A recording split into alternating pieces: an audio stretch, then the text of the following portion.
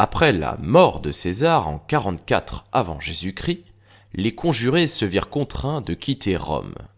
L'un de ses généraux, Marc-Antoine, voulut revendiquer seul l'héritage du dictateur. Cependant, le neveu de César, le jeune Octave, avait été désigné comme successeur par ce dernier.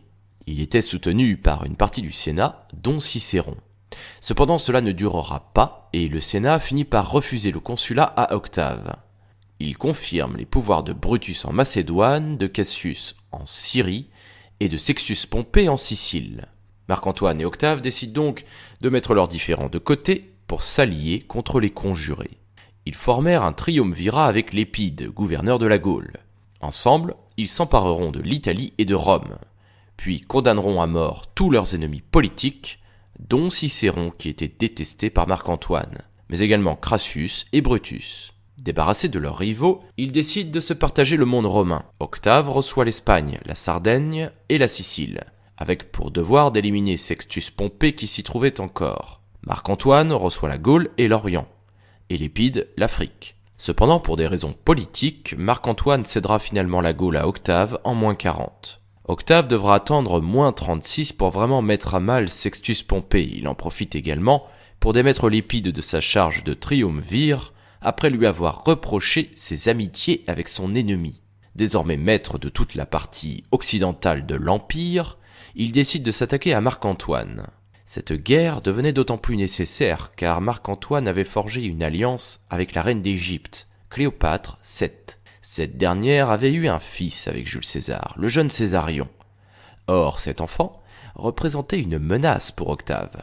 Il pouvait à tout moment revendiquer l'héritage de César. Antoine entretenait une relation amoureuse avec Cléopâtre. On disait même qu'il vivait à la mode orientale. Le monde romain était scandalisé. Il était donc aisé pour Octave de les encourager pour une entrée en guerre. En -32, Octave déclare la guerre officiellement à l'Égypte. La bataille décisive se déroulera sur la mer à Actium.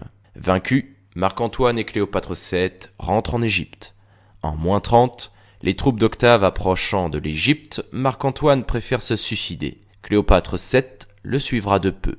Par la suite, Octave fera assassiner le fils de César, Césarion. En janvier 27 avant Jésus-Christ, Octave déclara sa mission terminée et feignit de vouloir rendre ses pouvoirs au Sénat et au peuple de Rome. Cependant, les sénateurs le reconduirent dans ses fonctions, lui donnant l'impérium pour 10 ans et lui conférant le surnom d'Auguste. C'est ainsi qu'il deviendra progressivement le premier empereur romain. Au départ simple prince du Sénat, son pouvoir allait néanmoins devenir implacable. Auguste va également s'entourer d'une garde impériale, la fameuse garde prétorienne. Durant son règne, Auguste réformera l'armée pour améliorer son efficacité. L'administration se verra dotée de légats d'Auguste afin de surveiller les actions des gouverneurs de province, souvent corrompus. Et il établira la Pax Romana, la paix romaine. En 5 après Jésus-Christ, Tibère, un de ses gendres, mena une expédition en Germanie, permettant l'acquisition de la Rhétie et de la Pannonie. Auguste décida d'adopter vers la fin de son règne Tibère, un fils de son épouse Livie. Il en fait donc son héritier. Il s'éteindra finalement le 19 août 14 à l'âge de 77 ans. Après sa mort, Auguste fut divinisé par le Sénat.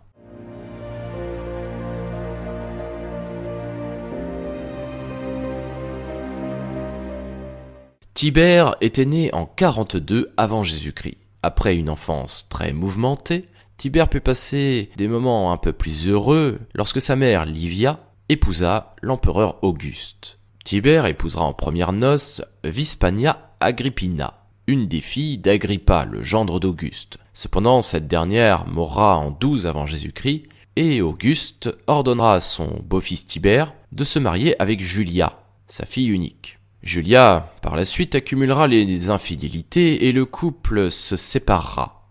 À la mort d'Auguste en 14 après Jésus-Christ, Tibère peut enfin monter sur le trône impérial.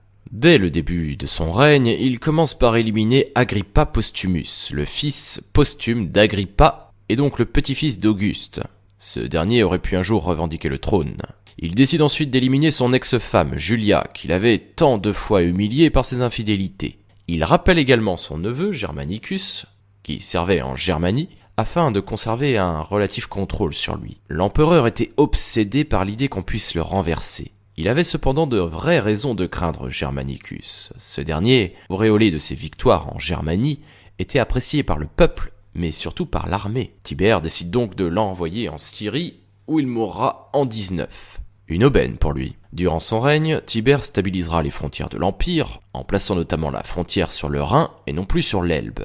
En 23, Tibère dut faire face à la mort de son propre fils, Drusus. Ce dernier avait été empoisonné par le préfet du prétoire, Séjan. Après cette perte, Tibère s'exila sur l'île de Capri. Séjan avait quant à lui les mains libres pour s'en prendre à la famille de Germanicus et à ses enfants. Mais en 31, Tibère découvrit le complot que tramait le préfet à son encontre. Il ordonna son arrestation, Séjan fut exécuté puis livré aux fureurs de la foule avant d'être jeté dans les eaux du Tibre, comme un malpropre. Cependant la paranoïa de Tibère ne s'arrangea pas, devint même maladive, et un règne de terreur s'instaura dans toute la Rome antique. L'empereur voyait des complots partout. Il fit venir à lui, à Capri, son petit-neveu Caligula, le fils de Germanicus. Certainement maltraité par l'empereur, Caligula va finir probablement par se rebiffer. On dit qu'il aurait étouffé l'empereur sous des couvertures. C'est du moins l'une des versions. Caligula allait alors succéder à cet empereur tyrannique. Pour un meilleur règne, rien n'est moins sûr.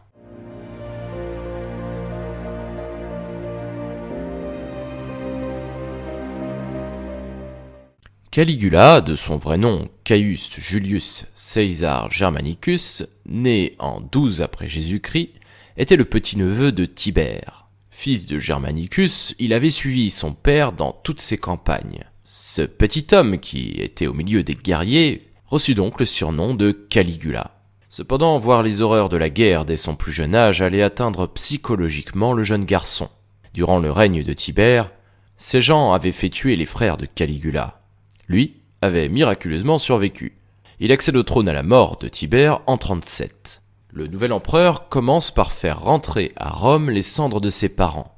Il organise également de nombreux jeux du cirque, appréciés par le peuple et l'armée. Étant le fils de Germanicus, son règne s'annonçait glorieux. Cependant, il commença à accumuler les extravagances. On dit qu'il avait des mœurs dissolubles, des relations incestueuses avec ses sœurs et notamment sa préférée Drusilla, et il exila et mit à mort plusieurs membres de sa famille. Il interdit même les œuvres d'Homère. Désormais détesté par l'armée qui ne voyait pas en lui le digne successeur de son père, Caligula sera assassiné par 2 prétoriens, percé de 30 coups d'épée. C'était un 24 janvier 41. Il avait 29 ans. Sa femme et sa fille, âgées de 3 ans, connaîtront le même sort.